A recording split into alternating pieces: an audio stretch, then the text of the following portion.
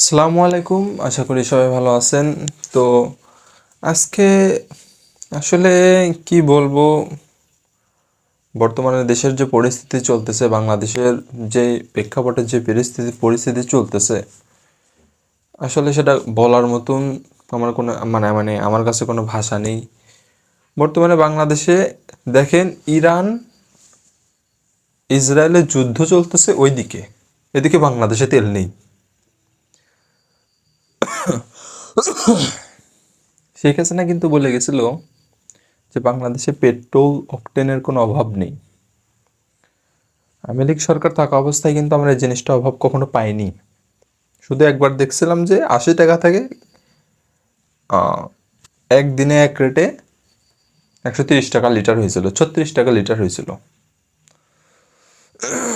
এ ব্যতীত আমরা কখনো তেলের অভাব, ঘাটতি এগুলো জিনিসটা পাই নাই।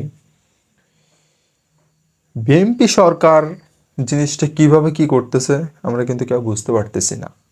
যেখানেই যাচ্ছি সারা বাংলাদেশে যে পরিমাণে তেলের ঘাটতি দেখা যাচ্ছে তা মুখে বলার মতো না। আপনারা তো প্রতিটা মানুষই মনে হয় এই জিনিসটা ভুক্তভোগী।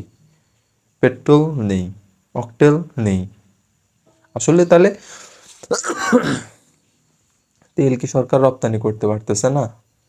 তিনি কি তেল রপ্তানি করায় অক্ষম, নাকি সমস্যা কি তার? তেল কি আমরা মাংনা নিচ্ছি?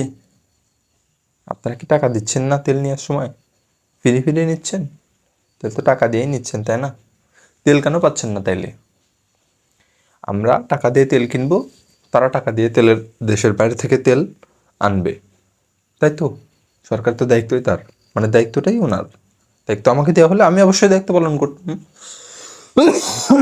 যে আপনারা আমার কাছে টাকা দিবেন, আমি আপনাদের কাছ থেকে 10-20 টাকা লাভে আমি আবার দেশের বাইরে থেকে তেল আনবো, আপনাদের কাছে তেল বিক্রি করব, এটাই তো। কিন্তু কেন পারতেছে না? কেন? সমস্যা কোথায়? কেউ বলতে পারবে কোথাও যে কেউ জোর জবরদস্তি করে কারে ছেড়ে তেল নিয়ে নিচ্ছে এই জন্য তেলের অভাব? ব্যাংকিং সিস্টেমে দেখেন যে বড় বড় নেতারা, এমপি, মন্ত্রীরা কোটি কোটি টাকা, মিলিয়ন মিলিয়ন টাকা লোন নিয়ে ব্যাংক অবস্থা ডাউন করে ফেলছে, একদম ডাউন করে ফেলছে। কিন্তু তেলের ক্ষেত্রে কি হচ্ছে?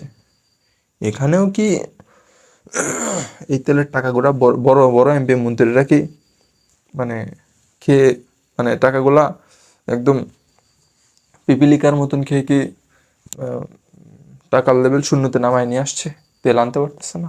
সমস্যা কোথায়? বড় বড় এমপি মন্ত্রীদের তো কাজই এটা নাকি? না, তাদের নিয়ে কথা বলা যাবে না? আজকে কথা বললে কালকে থাকবো না আমি, এ ধরনের কোনো চিন্তা ভাবনা নাকি? আর ঢাকা ৮ আসনের এটা কথা বলি, সেটা হচ্ছে কি, আপনারা তো মোটামুটি সবাই জানেন, ঢাকা ৮ আসনে মির্জা আব্বাস, তিনি কিন্তু এখন দেশে নেই। তিনি দেশে নেই। আসলে আমার একটা এখানে ভুল হচ্ছে, আসলে এখানে কারো নামটা উচ্চারণ না করাটাই বেটার। আমরা নাম উচ্চারণ না করে যতটুকু বোঝানোর দরকার বোঝানোর চেষ্টা করি, ঠিক আছে?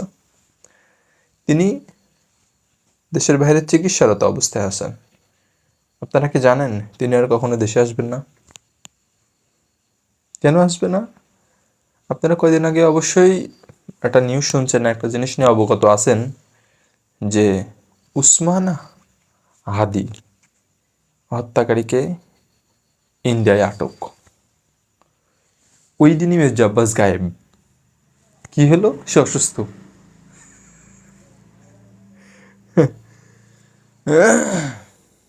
আসলে এই কথার আমার দৃষ্টিভঙ্গিতে আমি এই কথার মানে বুঝতেছি না। আমি আপনাদের বোঝাইতেও পারতেছি না, বা এটা কিভাবে সলভ করবে সেটাও বুঝতেছি না। মানে আমার মাথায় জিনিসটা ঢুকতেছে না যে আসলে এই জিনিসটার সমাধান কি, মানে এই জিনিসটা কেন হইলো, বা এই ধরনের ঘটনাটা কেন ইন্ডিয়াতে ধরা পড়ছে। আচ্ছা, এমপি মন্ত্রী তো আরও অনেকেই আছে, বাংলাদেশে অনেকেই আছে, আর তিনি অসুস্থ হইলে, ওই সময় অসুস্থ হলে বাংলাদেশে কি চিকিৎসা নেই? আমরা কি চিকিৎসা নিচ্ছি না? আমরা কি সুস্থ সুস্থ নেই? একটু গলায় কাশি আছে, ঠিক আছে, তাহলে সুস্থ তো আছি, চিকিৎসা তো নিচ্ছি, সুস্থ তো আছে। তাহলে তার দেশের বাইরে কি এমন অসুখ যে সে দেশের বাইরে চলে গেল? তার চিকিৎসার জন্য। আমার মনে হচ্ছে সে দেশেও আসবে না। বিশ্বাস হচ্ছে না, আমারও হচ্ছে না, কিন্তু এটাই সত্যি যে। আর এদিকে ঢাকা ৮ আসনের ওই পর্যায়ে ওনাকে কিন্তু কোনো মন্ত্রিত্ব দেয় নাই, কোনো ক্ষমতাও দেয় নাই, কিছুই না। ওনাকে হুদাই উনি শুধু জাস্ট পাশ করছে, এই পর্যন্তই শেষ, তাকে আর কোনো কিছু করা হয়নি। কিন্তু সরকার কিভাবে দেশ পরিচালনা করতেছে বর্তমানে? চুপচাপ, ঠান্ডা মাথায়। শেখ হাসিনা সরকার কথা বলতো, তার কথায় আমরা ভুল ধরতাম। শেখ হাসিনা সরকার কিন্তু কথা বলতো, তার কথায় আমরা ভুল ধরতাম। কিন্তু এটা এমন একটা সরকার কিছুই বলতেছে না, চুপচাপ। হ্যাঁ, আছে, সব আছে। মানে সে কি সরকার কি বুঝে গেছে যে বাংলাদেশ কিভাবে চালাইতে হবে? খাইতে দিব না, চুপ করে থাকবো, এরকম অবস্থা নাকি? এভাবে চললে তো দেশ চলবে না। এভাবে চলতে থাকলে দেশ চলবে না। আমাদের জবাব দিতে হবে তো। আমরা যে ভোট দিয়ে তাকে জয়ী করছি, তারপরে দেশের দায়িত্বটা তাকে, দায়িত্ব তো সে বহন করতেছে, তাই না? চুপ করে থাকলে হবে না তো। বাংলাদেশে এত পরিমাণের এত ঘাটতি কিভাবে হলো? এই ঘাটতিটা হচ্ছে কিভাবে? বাংলাদেশে কি এমন কোনো নিউজ আছে যে হচ্ছে ইরান বাংলাদেশে তেলের ঘাঁটিতে মিসাইল মেরে হচ্ছে তেলের ঘাঁটি ধ্বংস করে দিছে? এমন কোনো নিউজ আছে? এই রকম যদি নিউজ থাকতো, তাহলে বাংলাদেশে ওই কি বলে, তেল তো দূরে থাক, বলতে পানিও নেই। বাংলাদেশে পানির অভাব, তাই বলে দিত যে আপনারা পানি খায়েন না। যতটুকু পানি আছে ততটুকু আমাদের আগামী প্রজন্মের জন্য থাকবে, আপনারা গোসল আসল করেন না, জাস্ট প্রতিদিন এতটুকু করে 1 সিপি করে পানি খাবেন। এটা হচ্ছে বাংলাদেশ। তাহলে দেখেন, মিসাইল মারছে আমেরিকার তেলের খনিত, তেলের ঘাটিতে ইরান, বাংলাদেশে তেল নেই। তাহলে জিনিসটা বুঝেন যে বাঙালি কি লেভেলের মাল। কিন্তু একটা জিনিস দেখেন, বাংলাদেশে বর্তমানে তেল কিন্তু আছে, 200 টাকা লিটার, 225 টাকা লিটার দোকানে ঠিক পাওয়া যাচ্ছে, 250 টাকা লিটার দোকানে ঠিক পাওয়া যাচ্ছে। তারা কোত্থেকে পাচ্ছে? তাহলে এটা কি একটা সিন্ডিকেট? আমরা কি ধরে নেব এটা একটা অনেক বড় সিন্ডিকেট নাকি? এটা তো, তাছাড়া তো আমার কোনো ধারণা নেই, আমি কোনো আইডিয়া করে বলতে পারতেছি না যে এটা কি, কীভাবে সম্ভব যে দোকানে তেল পাওয়া যাচ্ছে। আপনারা একটু খেয়াল করে দেখেন, জাস্ট ওরা একটা ফর্মালিটি মেনটেন করতেছে যে তেল নেই, তেল আসতেছে। দোকানদাররা একটা ফর্মালিটি মেনটেন করতেছে, তেল পাম্পও, আমার কি মনে হচ্ছে এটা একটা ফর্মালিটি মেনটেন, তাছাড়া কিছুই না। তেল ওরা আনতেছে, দোকানদারের কাছে একটু উচ্চ দামে বিক্রি করতেছে, দোকানদাররা মানে আমাদের কাছে, গ্রাহকদের কাছে আরেকটু উচ্চ দামে বিক্রি করতেছে। এ থেকে আর কিচ্ছু না, আমার জিনিসটা তাই মনে হচ্ছে। এখন এটা আমরা পাবলিক, আমার বলার অধিকার আছে, আমি অবশ্যই বলবো। কিন্তু আপনারাও জিনিসটা কিন্তু গভীরভাবে একটু ভেবে দেখবেন। এটা নিয়ে যদি আমরা বসে থাকি, তেল কিন্তু পাবো না। চুপচাপ বসে আছি, কিন্তু আমরা কিন্তু কেউ কোনো প্রতিবাদ করতেছি না। এভাবে চলতে থাকলে তেল আমরা পাবো না। মোটরসাইকেল বাসার এক কর্নারে ফেলে দিতে হবে, বিক্রিও করা যাবে না, কেউ কিনবে না। বিক্রি কিনবে কারা জানেন? ভাংড়িওয়ালারা। ভাংড়িওয়ালারা কেজি দামে, কেজি দরে কিনবে। এখন আবার সেই আমাদের দাদার আমলের ফিরে যেতে হবে বাইসাইকেলে, না সেটা কোনো উপায় নেই। তাছাড়া কোনো উপায়ই দেখতেছি না আমি।